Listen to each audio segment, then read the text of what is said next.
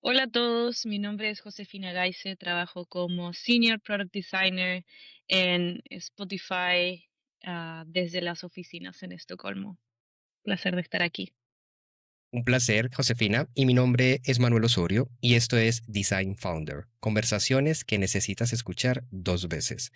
Josefina, de diseñadora gráfica en Chile a estar ahorita como Senior Product Designer en Spotify. ¿Qué decisiones, por favor, cuéntanos, te han llevado hasta este momento de tu carrera? Antes de iniciar, recuerda suscribirte al canal. Ya tienes disponible episodios de Google, Microsoft, PayPal, Airbnb, Linktree, Hotspot, Notion, entre otros. Son gratuitos y si te suscribes me permites traer más invitados. Muchas gracias. Creo que muchas. Bueno, yo terminé mi carrera de diseño gráfico en Chile, me puse a trabajar en una empresa de packaging, de hecho, bastante lejos de todo lo que es el diseño digital. Yo hacía etiquetas de vino. Trabajando me di cuenta que llegaban estas empresas, estas viñas, con proyectos de marketing, ¿cierto? Y nos decían, bueno, necesitamos cierta etiqueta con ciertos elementos gráficos para tal mercado y recuerdo siempre haberme visto preguntándome, ¿pero por qué? ¿Por qué esta etiqueta? ¿Por qué este elemento gráfico? ¿Por qué este mercado? Y ahí me empecé a dar cuenta que me interesaba mucho más entender el proceso completo del proyecto, más que solo enfocarme en la etiqueta misma, el diseño de la etiqueta misma, que sigue siendo muy interesante, muy importante, me encanta, pero me empezó a quedar un poco chico. Y, am, y fue así como decidí buscar un máster para estudiar, em, que, que me diera, que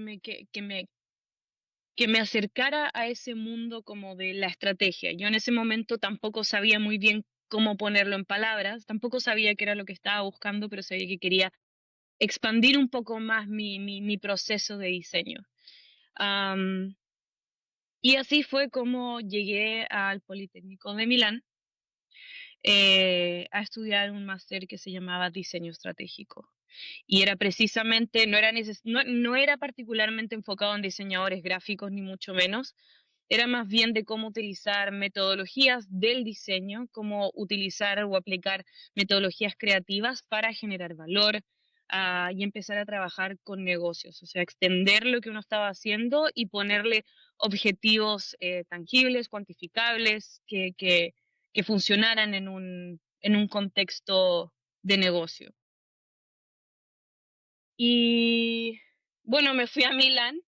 Me imagino que después quizá podemos como hablar sobre los detalles de cómo lo hice, pero em, fui a Milán, estudié el máster, este máster duraba 2 años, justo me tocó en la pandemia estar encerrada en Italia.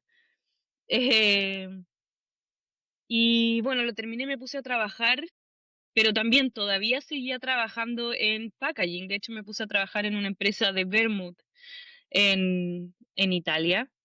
Y así fue que de repente estaba buscando trabajo porque no me gustaba tanto donde estaba y encontré esta oportunidad en Spotify.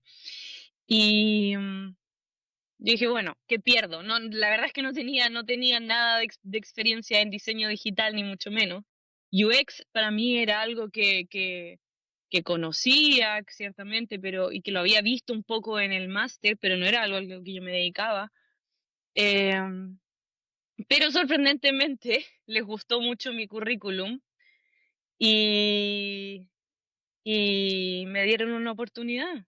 Y fue lo mejor que me pudo haber pasado porque descubrí el mundo del UX con ellos, con Spotify, y con el mundo del product design, porque hasta el momento en el packaging me estaba enfocando más como en comunicación, quizá me estaba yendo un poco más a las redes sociales, y, y nada, no era algo en lo que yo considero hoy que era buena, así que creo que todo salió para mejor. Pero lo que sí les gustó a los de Spotify de mi currículum era el storytelling. Ok. En vez de solo tener como mis credenciales en un papel, en una hoja, eh, me acuerdo que en ese momento hice un portafolio en donde no solo mostraba los proyectos, sino que decía qué era lo que me gustaba, por qué me gustaba esto, tenía citas así en grande en ciertas páginas, un PDF bastante largo, pero que me presentaba yo y era, claro, me imagino que era más entretenido como de mirar para ellos. em, y eso era lo que ellos estaban buscando en ese momento, entonces creo que las cosas se dieron y bueno, aquí estamos. Ok. Eh, Me gusta mucho lo que compartes, Josefina, porque precisamente muchas personas suelen preguntarme, Manuel, soy diseñador gráfico, estoy estudiando derecho, soy abogado, administrador de empresas, psicólogo, no sé, están en ese momento de vida donde quieren hacer una transición de carrera. Viendo cómo fue tu experiencia y mirando en retrospectiva, ¿qué consejos podrías brindarle a esas personas que están contemplando ese salto profesional a iniciar en UX? Yo creo que lo primero es que la gracia del UX no necesitas como tener habilidades técnicas de por sí.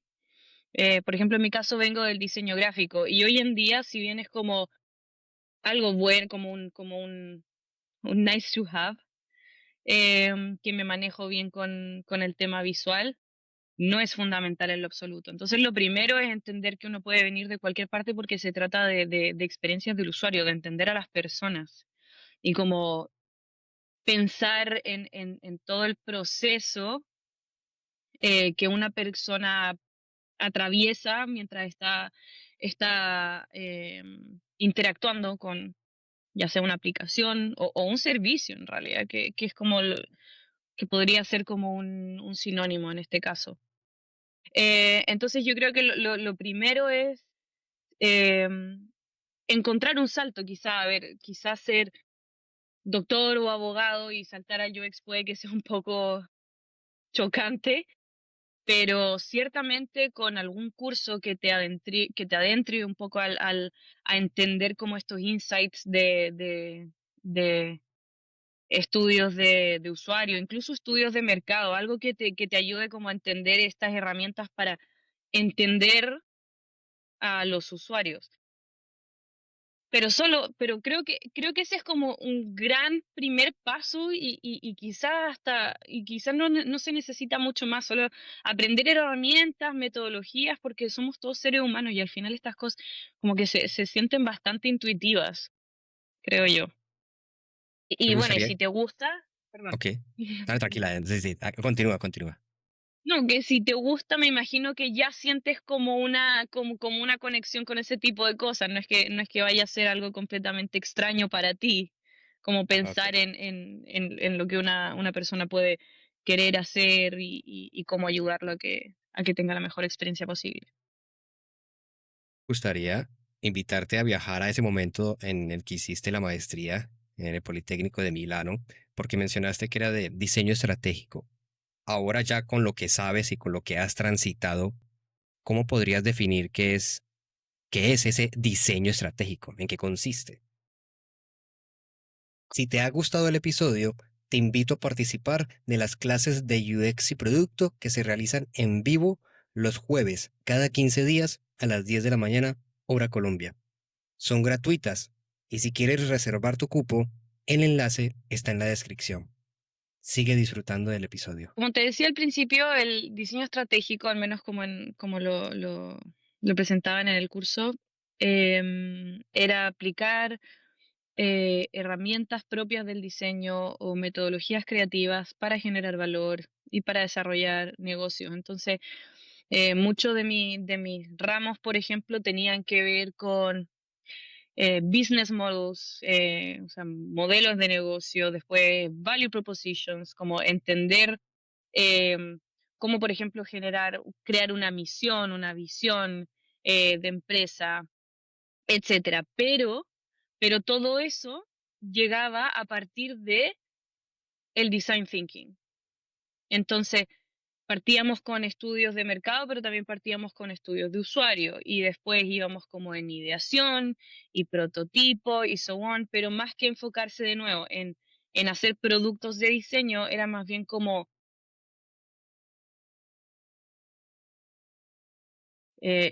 ¿cómo se dice? Practicar sí, practicar para establecer como conexiones de servicios. No sé si lo expliqué bien, pero en el fondo entender cómo puedo hacer un buen servicio, cualquiera que este sea. Entonces era como practicar metodología, metodología, metodología. Y ahí la mente ya se te acostumbrabas a siempre estar pensando en cualquier producto de diseño que a ti se te ocurra, que ya era parte como de un proceso mucho más amplio, que tiene un principio y tiene un final bueno, y es cíclico en realidad, pero... Y, ok. Y extrapolando ese entendimiento que te brindó el diseño estratégico, ¿cómo podrías decir que hoy opera eso en tu mentalidad con lo que haces en Spotify? ¿Cómo lo vives? ¿Cómo se siente tu papel ahí como diseñadora estratégica? Creo que van muy de la mano. Si bien ya claramente no tengo que pensar como en value propositions o en business models para Spotify, siempre estamos trabajando como en un producto en particular. Y ese producto en particular, porque Spotify es una empresa muy grande, estos productos van dirigidos a distintas personas, siempre. Por ejemplo, yo en este momento trabajo en el área de automóviles.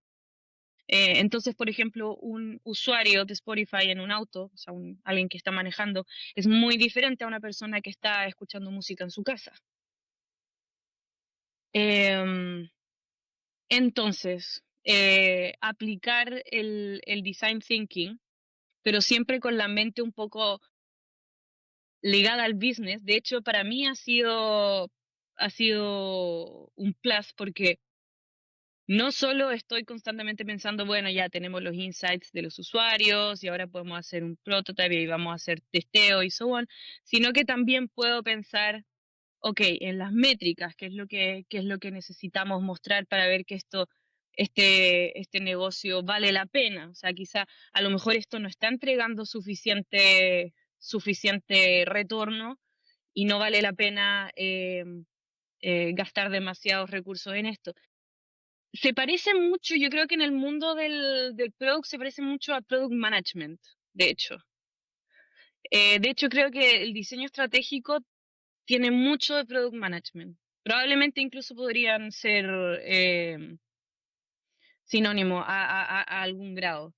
Entonces, para mí llegar con ese background me ayuda muchísimo en el día a día a estar muy alineada con los product owners o los managers. De lo que dijiste, quiero que abramos dos puertas, pero te las voy a plantear. La primera de ellas sería asociada a los casos de uso que me dijiste, de cómo un consumidor consume Spotify de pronto en casa cuando está en el vehículo. Y el otro camino sería de esas métricas de retorno, como cuáles son esos indicadores que te dan señal a ti, vamos por buen camino o hay que, como que dice, redireccionar el rumbo. Entonces, el primero sería eso. Me parece interesante que me puedas compartir porque seguramente tú eres una consumidora fiel de Spotify, así como yo consumo mucho Spotify, es en el gimnasio, no sé si haya una variante de ese caso de uso, pero qué has identificado? ¿Cómo es un consumidor de Spotify de la casa, del gimnasio, al que está en el coche? Todos son muy distintos y el gimnasio ciertamente es uno muy importante, sobre todo cuando se trata de speakers. Yo te puedo hablar más como del área técnica porque yo en las áreas que he estado es eh, primero con Smart Assistants, después con control de speakers y ahora estoy en automóviles. Y en control de speakers el gimnasio es fundamental porque hay porque Spotify hace muy fácil, hace que sea muy fácil para ti conectarte a los distintos speakers y so on. Entonces, cuando estás como en redes públicas o en lugares eh, con mucha gente, hay un tema ahí que a lo mejor no te vayas a conectar o ver lo que está escuchando otra persona o no te conectes como al wifi del gimnasio y te aparezca y puedas cambiar la playlist. Entonces tiene mucho que ver con los espacios, el público y el privado, y se trabaja mucho con Bluetooth y Wi-Fi y muchas tecnologías como de protocolo. Lo encuentro fascinante, me encanta. Y ahora en lo que a mí me concierne más es todo lo que sucede en automóviles, que es tremendo, porque primero que nada, mi usuario principal es el conductor. Y un conductor es un tremendo desafío porque es un usuario al que no puedes distraer. Entonces es uno de los pocos casos en donde tienes que diseñar una UI, un UX, qué sé yo, porque tienen pantalla los automóviles, pero tienes que pasar la menor cantidad de tiempo posible eh, dándole información en el fondo. Lo que es distinto, porque normalmente con el celular, con el móvil o en el computador o lo que sea, como que quieres atraer la atención constantemente del usuario. Aquí todo lo contrario. Entonces todo tiene que ser, por ejemplo, mucho más rápido. Hay ciertas reglas también, no reglas, pero hay guidelines como para seguir, que son de seguridad y hay que seguirlas, por ejemplo, que el conductor no puede distraer, no puede quitar la mirada del camino por más de 2 segundos o algo así. Entonces eso quiere decir que, por ejemplo, los botones el área del tap de los botones tiene que ser muy amplia porque también está en movimiento. Y bueno, y eso es solo el conductor, porque estamos hablando del automóvil, que es un espacio compartido. Y cada día más, porque ahora con los driverless cars, el espacio del automóvil se está convirtiendo casi como en una sala de estar, como un living room para toda la familia. Entonces, ¿cómo haces, por ejemplo, que puedan escuchar música adelante, el piloto copiloto, y lo que pasa con los pasajeros? Cómo pueden compartir la música o escuchar cada uno lo que quiere. Entonces, no, el universo de usuarios es enorme, sobre todo en este espacio que es compartido. Sobre todo los espacios compartidos son muy, muy interesantes. Y me surge una pregunta más desde la curiosidad, porque uno viendo los lanzamientos que hace Tesla de sus vehículos, que ve tremenda pantallota, y tú dices, quiero que antes el piloto pase menos tiempo distrayéndose. Entonces me pregunto entonces, ¿y esas pantallas tan grandes? Es como raro. ¿Qué opinión tendrías o comentario al respecto? Eh, Voy a tratar de no ahondar mucho en eso, en esos como esas compañías en particular. Pero es verdad, hay pantallas cada vez más grandes. Eso no necesariamente significa que te van a distraer. Ok. Em, de hecho, puede ser todo lo contrario, por ejemplo, porque puedes tener un mayor espacio para el mapa de navegación y no es necesario, como por ejemplo, abrir Spotify para poder controlar tu música porque hay un espacio todavía ahí sin tener que sacar la navegación y sol. Pero, además de eso, todo lo que yo te digo son guidelines, no hay reglas. Entonces, depende de la empresa, qué piensa y qué tanto se quiere arriesgar a, a, a- a que pueda estar como quebrando ciertas normas de seguridad. Ok, listo. Sí. Ahora, retomando el tema de las métricas. ¿Cuáles vendrían siendo para ti en tu día a día eso que tú vigilas, tú o tu equipo, para saber, venga, estamos midiendo lo que hay que medir, más o menos a grandes rasgos, cuáles serían las unas 3 o 5 importantes?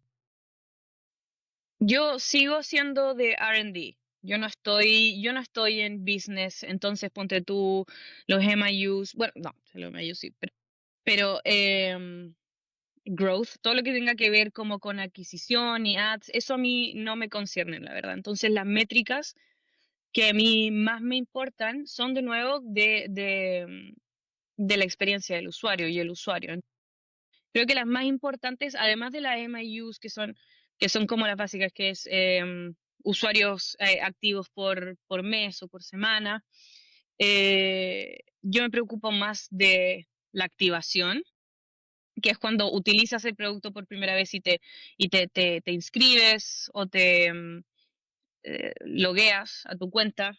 Esa es muy, muy importante, sobre todo porque en automóviles como que es muy fácil solo, ponte tú conectarte con el Bluetooth. Y eso no es algo que queremos porque lo que podemos ofrecer a través de la app de Spotify en el auto es mucho mejor de lo que podemos hacer por Bluetooth. Entonces esa es una grande activación. Luego la siguiente creo que sería engagement, que es una vez que ya te logueaste, cuántas veces lo vuelves a usar, en una semana, en un mes, etcétera. Porque queremos que no solo la pruebes una vez, sino que te quedes. Sí, creo que esas dos son las más importantes, además de las MIUs. Creo yo que esas serían o las que más me importan a mí en mi día a día. Ahora mencionaste lo apasionante que es para ti los aspectos técnicos, cuando hablabas de dispositivo conectarse a las redes, Bluetooth. Mm. Y aquí va una pregunta que también suele llegar a mí y es, ¿hasta dónde tal vez discernir de, tengo que saber temas muy técnicos de tecnología para trabajar en UX? ¿O eso ya sería una apreciación muy de cada quien? ¿Cómo ha sido un poco para ti ese proceso? Saber siempre es bueno, creo yo. Entre más uno sepa, más está preparado porque se te ocurren más ideas al fin y al cabo. Tienes más de dónde agarrarte, pero no creo que sea algo fundamental, eso lo aprendes como en el día a día, en tu trabajo, y de nuevo, tú eres parte de un equipo y tienes ingenieros, y parte de tu propio trabajo es, es estar a la par con ellos, en el fondo, si es que compartir tu trabajo, compartir tus ideas, que hayan sesiones en donde ellos también puedan decir, mira, sabes que podríamos hacer esto porque está esto otro. em, entonces uno no está solo y uno va aprendiendo, entonces yo creo que uno va aprendiendo. Obviamente siempre es bueno estudiar y estar a la par y entender cómo funciona porque también le hace la vida más fácil a ellos, pero no estás solo, no tienes que saberlo todo del día uno. Espera, tengo algo para ti. ¿Estás interesado en crecer en tu carrera o en hacer la transición para trabajar en UX? He diseñado un programa que contiene todo lo que me hubiera gustado saber antes de iniciar a ciegas mi transición o empezar a crecer. Es por eso que te invito a que te inscribas y el enlace está en la descripción. Y en ese no estar solo, tú actualmente más o menos a grandes rasgos, ¿cómo es la constitución de ese equipo en el que trabajas? Em, entonces, automóviles se separa como en dos grandes equipos. Está los equipos que se encargan de CarPlay, Android Auto, que es cuando conectas el celular y es una proyección, se llama Projected, y Embedded, que es cuando ya está como la app nativa en el sistema operativo del automóvil, como Ok, Tesla, por ejemplo.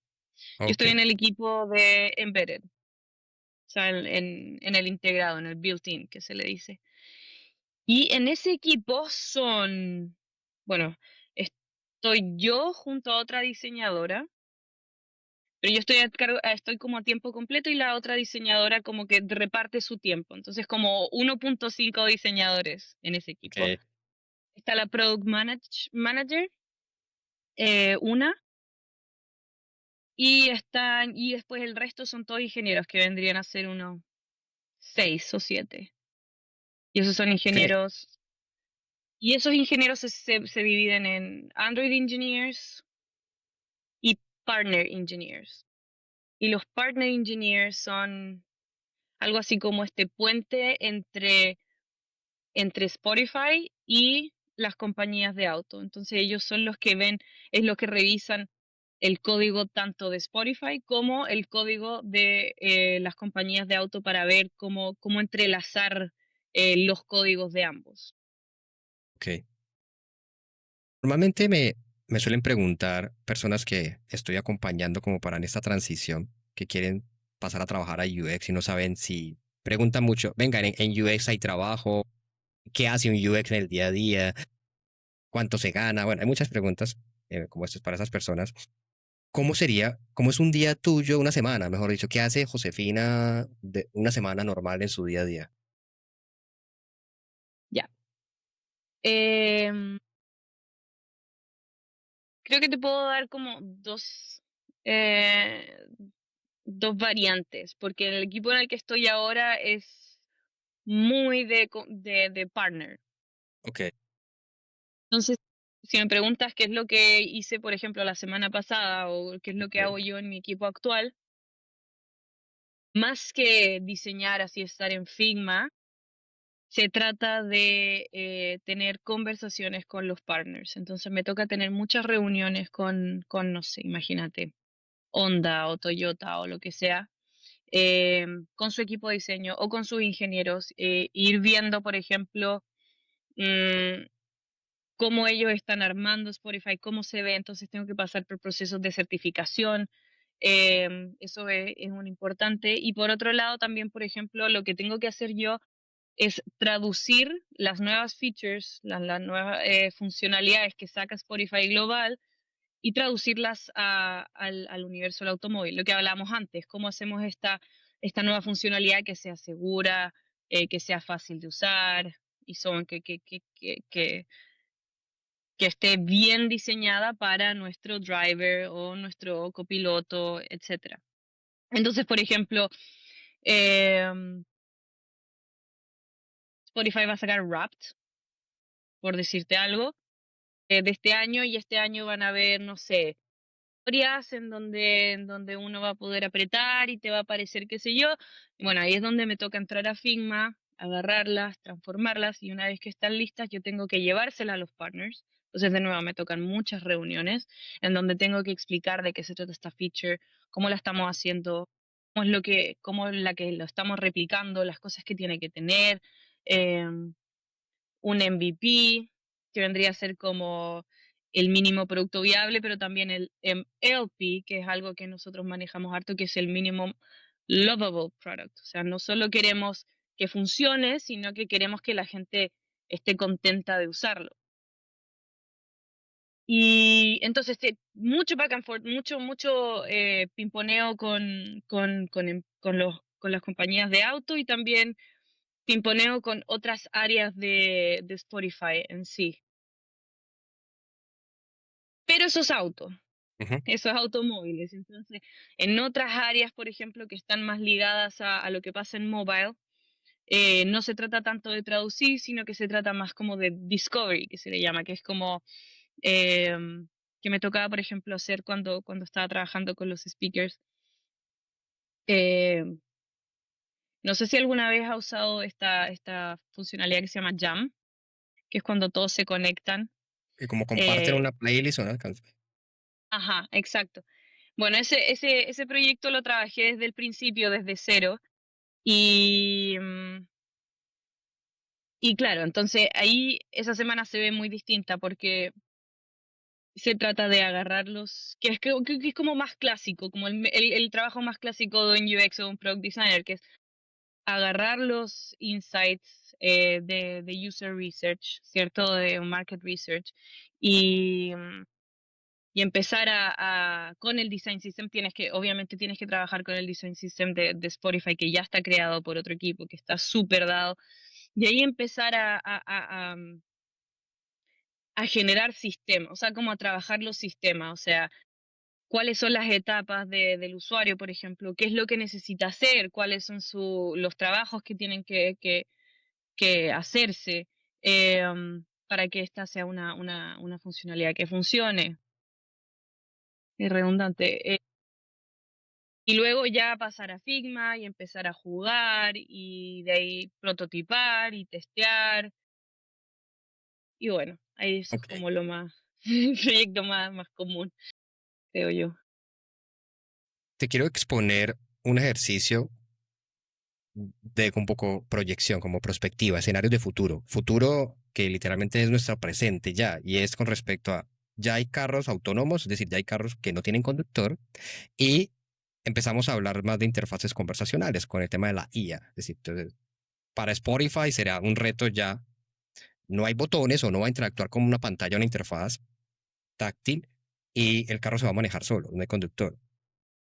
¿Cómo visualizas tú ese futuro de la interacción? Me temo que es una pregunta que no puedo responder sin, Ok, sin quizá meterme en, en áreas que no debería tocar, ¿cierto? Pero te puedo decir que es definitivamente algo que está muy, muy en boca y está muy, estamos todos muy pendientes. Vale. Hablando otra cosa, mencionaste lo de Lovable. Mencionaste Lovable no desde la startup, pero Ah, no. justamente conecto, no, lo quiero es conectar, aprovechar la palabra para traerlo y es cómo se está integrando ya, integras en tu flujo de trabajo IA, cómo se está evolucionando tu papel actualmente con la IA en tu día a día. Oh, 100%, 100%. O sea, dejando de lado ChatGPT para ayudarte a escribir documentos o lo que sea, Spotify le está poniendo mucho énfasis a que empecemos a usar la IA. Spotify, bueno, quién sabe lo que va a pasar en realidad, pero la impresión que tengo es que no están buscando tratar de reemplazar como los equipos que existen, sino como hacerlos más eficientes y están poniéndole mucho, mucho énfasis a que todos seamos muy, estemos muy cómodos usando la IA para todo. De hecho, por ejemplo, nosotros nos han pedido que bloqueemos, por ejemplo, una mañana todas nuestras semanas, específicamente para desarrollar nuestros propios proyectos de IA. Que sea lo que queramos, que hagamos lo que queramos, ese tiempo es nuestro, pero que sea utilizando productos como, por ejemplo, yo uso Cursor, que es como el con el que estoy trabajando harto. Y puede ser lo que quieras, por ejemplo, si quieres mejorar en prompting, si quieres desarrollar tus propias features. Entonces, y a los diseñadores nos están pidiendo mucho eso. Porque eventualmente, por ejemplo, podemos hacer prototipos mucho más rápido, podemos incluso meter mano un poco en el código sin tener que molestar a los ingenieros que están trabajando en otras cosas. Nosotros podemos como arreglar pequeños bugs, por ejemplo. eh, y también, nada, ser más creativos. Yo creo que la IA lo que nos está permitiendo ahora es abrir un mundo de posibilidades en donde ya no necesitas tanto conocimiento técnico por el concepto del vibe coding, y eso mismo te genera muchas oportunidades para mejorar tu propio sistema de trabajo más que el de toda la compañía. No nos están como obligando a que todos hagamos lo mismo, pero sí nos están pidiendo como hazte un usuario de esto, onda, siéntete cómodo y úsalo. Em, si yo te preguntara como consejo, justamente nos encontramos tomando un café y te digo, mira, Josefina, 2025 y estoy contemplando iniciarme en el mundo de diseño UX y con esto que estamos hablando de cómo el flujo de trabajo o las dinámicas se están impactando con la IA, ¿cuál sería tu consejo con lo que ya sabes? Como Manuel, haz esto, eso. ¿Cuál sería esa recomendación de ese paso a paso que no tengo ni idea, pero quiero empezar? Ya. Creo que lo primero, lo más fácil, prompting. O sea, siéntate con ChatGPT, con esta idea que tengas en la cabeza, que no, puede ser cualquier cosa. ¿Quieres hacer una app para ver cuánta agua tomas en el día? Lo que sea, dale. Entonces, sientas con ChatGPT o con Gemini o Grok o lo que sea, cualquiera, y aprender a hacer prompts. O sea, solo escribirle qué es lo que quieres. Y probablemente te va a salir pésimo al principio, y eso es lo que uno espera, pero creo que la clave está en ser constante. Entonces, tener un documento doc abierto al lado y ir registrando. Este fue el prompt que puse en esta fecha, este fue el resultado, esto es lo que no funcionó, esto es lo que sí funcionó y ahora lo hago de nuevo. Entonces así tú puedes ir teniendo un registro de cómo tu prompt va evolucionando, qué es lo que funciona y lo que no, y así tú también vas aprendiendo a interactuar con la IA.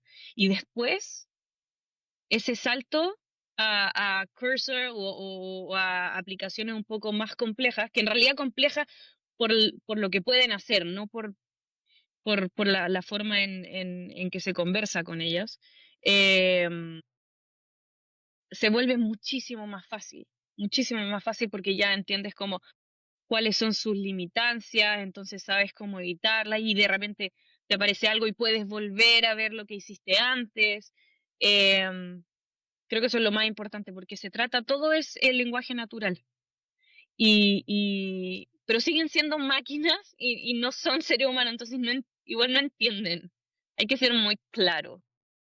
Y muchas veces uno tiene que darse mil vueltas para lograr hacer lo que uno quiere, pero una vez que hace clic, estás al otro lado.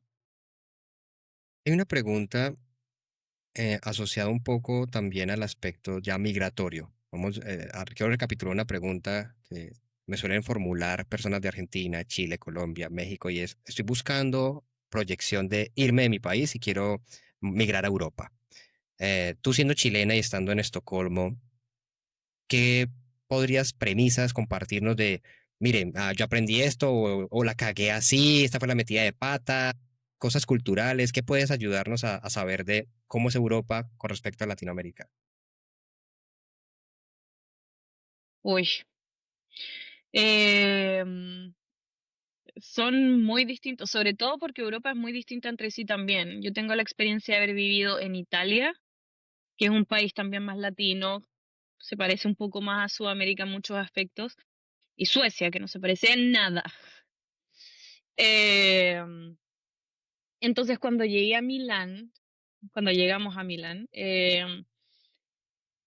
creo que fue, que la verdad es que no me chocó mucho en términos como de personas. Creo que las personas eran bastante amables o quizás no eran amables, pero eran como de piel y son pasionales. Entonces uno está en la calle y la señora se va a sentar a hablar contigo y qué sé yo, pero creo que lo que no me gustaba y lo que terminó como por convencerme de irme de Italia es que hay mucha gente, como que las ciudades son muy densas, todo está construido, el acceso a la naturaleza no es algo que existe, entonces viniendo de Chile, de Sudamérica, donde hay espacios verdes y las calles son grandes y las ciudades son grandes, eh, eso me sacaba un poco de quicio, creo yo. Pero como te digo, siempre me sentí como en una sociedad, no sé, la gente habla en el metro y está bien y qué sé yo. Llegué a Suecia. Eso nunca fue como un parámetro para tomar ninguna decisión. No se me pasó por la mente que la gente podía ser distinta. Y después llegué a Suecia, en donde es un país maravilloso en sentido natural, es un bosque precioso y en invierno con la nieve y las auroras boreales, es una maravilla natural. Pero la gente es fría. La gente es fría, es difícil hacer amigos. eh, la mitad del año es súper oscuro, entonces la gente no sale, cuesta conocer personas. Si bien la gente es cordial, claro, te van a ayudar, pero solo si les pides y no. Entonces creo que como lo más chocante para mí fue eso, como llegar a Suecia y como lograr encontrar como redes de apoyo, gente con la cual conectar, porque incluso las mismas personas que también eran extranjeras igual que yo, uno se termina adaptando a la cultura. Em, y sí. Creo que ese fue como el gran choque cultural y bueno, y después en términos de trabajo, ahí no me puedo quejar, la verdad. Suecia tiene un muy buen balance entre lo que es laboral y la vida personal. O sea, aquí nadie te dice nada si te quieres ir más temprano, si te sientes mal y no vas a trabajar. De hecho, hay reglas, por ejemplo, que si tu hijo está enfermo, tú no tienes que trabajar ese día. Lo mismo ahora, bueno, yo estoy esperando un bebé y el tema del postnatal es maravilloso, maravilloso. Así que em, no sé si respondí tu pregunta en verdad, pero han Sí, habido muchos choques para bien y para mal, supongo. ok, ok, bueno, que cada quien también viva su propia experiencia una vez migre. Em, Ahora quiero que hablemos un poco de esas habilidades, que no solamente son técnicas, digamos que considero que en cierto momento lo técnico te lleva hasta un peldaño en tu carrera, pero luego para seguir creciendo hay que desbloquear las habilidades blandas. Y no desbloquearlas, digamos que siempre hay que estar trabajándolas. Pero me gustaría saber cuáles consideras tú, justamente, Josefina, que son esas habilidades blandas que los diseñadores de en la actualidad o en el presente no deberían estar dejando pasar por alto. Antes de continuar, recuerda que si quieres aumentar tus probabilidades de obtener más entrevistas, necesitas diseñar un portafolio de forma estratégica y mostrarle a los reclutadores tu propuesta única de valor diferencial. Así que únete al curso de diseño de portafolio. El enlace está en la descripción. Creo que lo primero que se me viene a la mente es el storytelling y la narrativa. Creo que ser capaz como de contar lo que estás haciendo, cualquiera que esto sea, em, es fundamental.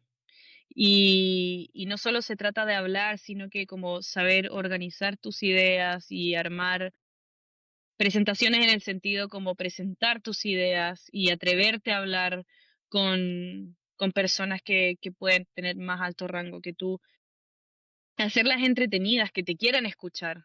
Creo que es fundamental para que, lo mismo que decías tú, que te noten y que puedas seguir creciendo en rango, porque al final eso creo que es lo que te lleva también un poco como a tener habilidades de liderazgo, que es lo que se busca cuando ya estás subiendo a cargos mayores.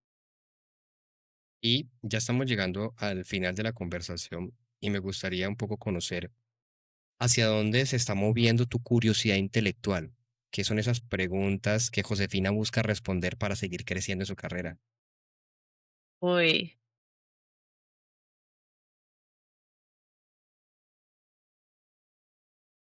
creo que tiene que ver, también obviamente tiene que ver con la inteligencia artificial. Es difícil como dejarla de lado en los días que vivimos, pero me estás preguntando particularmente por mi curiosidad. Entonces creo que también lo estoy llevando un poco como a mi, como a mi curiosidad personal, quizá. Me encantaría en realidad entender como este, esta línea que divide como que todavía existe entre lo que es un ser humano y lo que es una inteligencia artificial, como qué es lo que nos hace humanos, qué es la conciencia y después llevándolo también al plano laboral, em, cómo podemos mantener esta naturaleza humana, ¿cierto?, en nuestros productos, que se sienta que no solo es una máquina con lo que estás hablando, una máquina con lo que estás interactuando, sino que también eh, hay, hay, hay una conciencia humana detrás. ¿Cierto? Y que te hace sentido, porque no sé si tú conoces el Uncanny Valley, que se le llama, que es como esta escala en donde robots o ciertas, por ejemplo, animaciones se caen en un momento, o sea, van volviéndose como más humanas, más humanas, más humanas, y después llega un momento en donde son tan humanas, pero al mismo tiempo no, que se sienten raras y molestan. No conocía el concepto. Búsquenlo, búsquenlo porque es muy, muy interesante. Se llama Uncanny Valley. Entonces la idea es como no caer en eso, sino que siempre tratar de que esta interacción se sienta humana. eh, y entender cuáles son esos elementos me tiene fascinada este último tiempo. Con eso, justamente, Josefina, llegamos al final de esta conversación y no queda más que agradecerte por habernos permitido conocer un poco de tu trayectoria. No, Manuel, muchísimas gracias por invitarme, feliz de estar aquí, mucho éxito y bueno, cualquier cosa, tienes mi contacto y feliz de estar conectado y con cualquiera que tenga preguntas que se sienta libre de contactarme. Perfecto. Muchas gracias, comunidad. Nos vemos en el próximo episodio de Design Founder, conversaciones que necesitas escuchar dos veces. Chao, chao.